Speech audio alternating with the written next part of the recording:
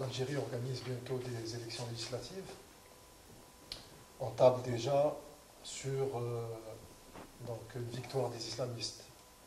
Est-ce que vous pensez qu'il serait logique que, si effectivement il y a une victoire d'un ou d'une coalition de partis islamistes, que le président Bouteflika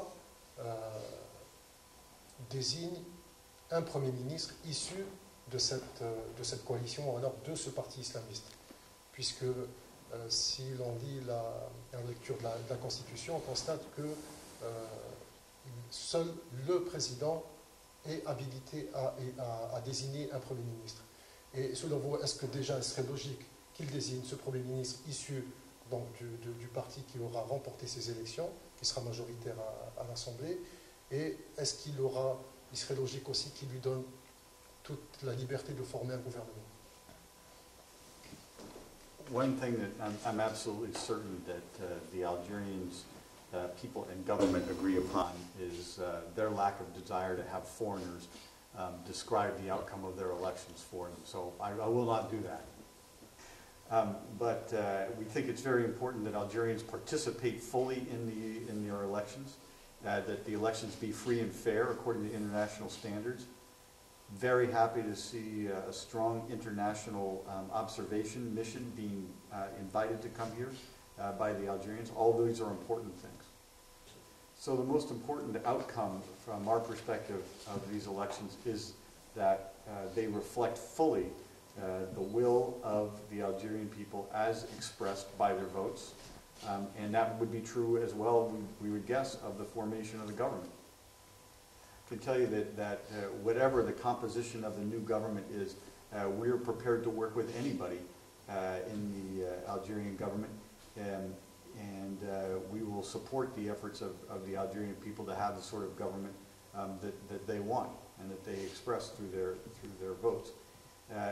The one concern that we always have when a new government or a new party comes into being in any country is that they support the democratic process and democratic and peaceful change, not ever the use of violence to achieve political objectives. May I add one more point? An example of progress is what happens in terms of the prime minister role in Morocco. Until 2007, His Majesty selected somebody to be prime minister who may or may not have been affiliated with the party that got the largest votes in the parliament. In 2007, His Majesty appointed somebody from the party that did get the most votes in the parliament, but he did not have to do that. Now the Constitution has been changed to require that. And the new prime minister was selected because he came from the party that had the most seats. Dans la région, donc il y a le Maroc, la Tunisie, la Libye d'une certaine façon, bien que ça soit que le processus ne soit pas totalement achevé, il n'a pratiquement pas commencé. En Égypte aussi, donc c'est la montée en force de l'islamisme politique. Quel type de relations entretiennent les États-Unis avec ces gouvernements? Not very long ago, Secretary Clinton spoke to a group called the National Democratic Institute. And it was an excellent presentation of what our position should be in the Muslim majority world. And the most important point she made was that each country is different, and each Islamist party is different, and each relationship between the party and the country is different. And in Morocco, as I said before, the PJD party that won the election won for the reasons that I described.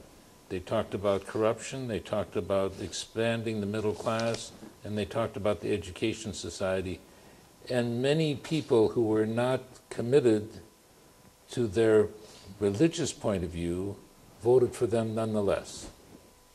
So as an observer, not as a participant, I can tell you that I'm very comfortable with what has happened and the peaceful transformation that is occurring in Morocco.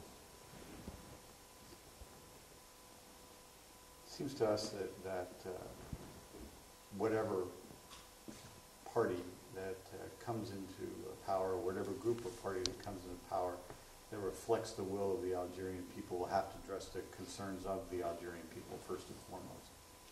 And we have relationships all over the world with countries which hold all different kinds of ideologies. So the fact that one party or another or a group of parties calls themselves an Islamic party is not really relevant to the relationship that we have with that party. It's whether they find it in their, whether the new government or any government finds it in their interest to have a good kind of relationship with us, and whether we find it in our interest to have a good relationship with them. Just as a matter of fact, if you look around the world, the governments that we have the most effective, mutually beneficial relationship with those are the ones that are democratic and dedicated to serving their country and do politics through peaceful means. And then, just as a matter of fact, I can tell you that as embassies do all over the world, we have contacts with a wide range of Algerian political parties, and we would expect that to continue. And I would say exactly the same thing about contacts with the political parties of Morocco. We see that as a very important obligation on our part to better understand the varying points of view. Très bien. Alors on insiste depuis quelques mois un rapprochement entre les deux pays, entre l'Algérie et le Maroc. On parle d'imminence de la réouverture des frontières. Est-ce que vous pensez que cette réouverture est pour bientôt? Et on évoque aussi la visite de Madame Clinton dans la région. Est-ce que ça pourrait coïncider avec cette visite? Et quelles sont les actions entreprises par vos deux ambassades pour encourager cette ouverture? Well, I think rapprochement efforts are very good.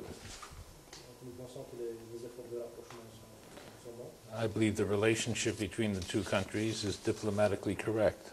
Donc la relation entre l'Algérie et le Maroc est diplomatiquement correcte.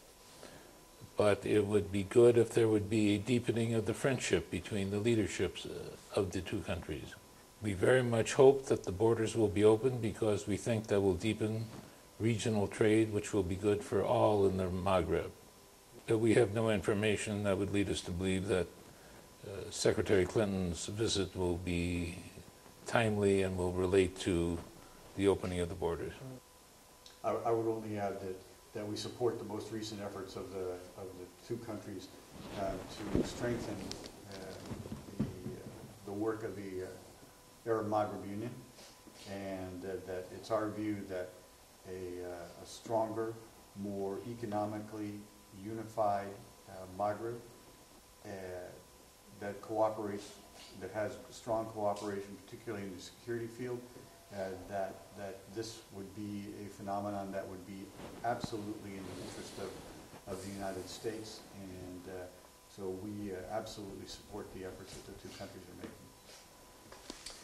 Justement, à propos de l'UMA, est-ce que, qui est en voie d'être lancé, il y a plusieurs initiatives, est-ce que vous pensez qu'il y a de la place pour un espace aussi restreint pour deux leaders? Room for two leaders? Well, I think there's room for 4 or 5 leaders. How about partners? How about 4 or 5 partners? That's not a huge number, and that's an organization that can work on the basis of consensus and agreement and shared mutual interest. So, partners is a good word. Justement sur cette notion de coopération, au sujet de ce qui se passe depuis quelques années au niveau du Sahel, donc sur le plan sécuritaire, il y a une initiative régionale qui a été lancée à travers le CEMOC, donc qui regroupe actuellement, a été lancée avec 7 pays, actuellement regroupe 4 pays. Est-ce que vous semble logique que le Maroc intègre cette initiative? Again, we say the same thing, which is it's up to the countries of this region to decide what they will do and who they will participate with. But look at this in a logical way. You have a number of countries here. Which are the two best countries to cooperate with one another because they have the greatest resources in the security area? It's Morocco and Algeria. They have expertise, they have equipment, and they have levels of cooperation with intelligence agencies around the world. Whether they join particular associations or not is not the main issue. The main issue is whether they can find a vehicle for cooperating with one another. Travaillent ensemble. Fully subscribed to Brother Ambassador's views. Oui, je vais rester, si vous me permettez, sur ce sujet. En fait, on note certaines réticences de la part de l'Algérie.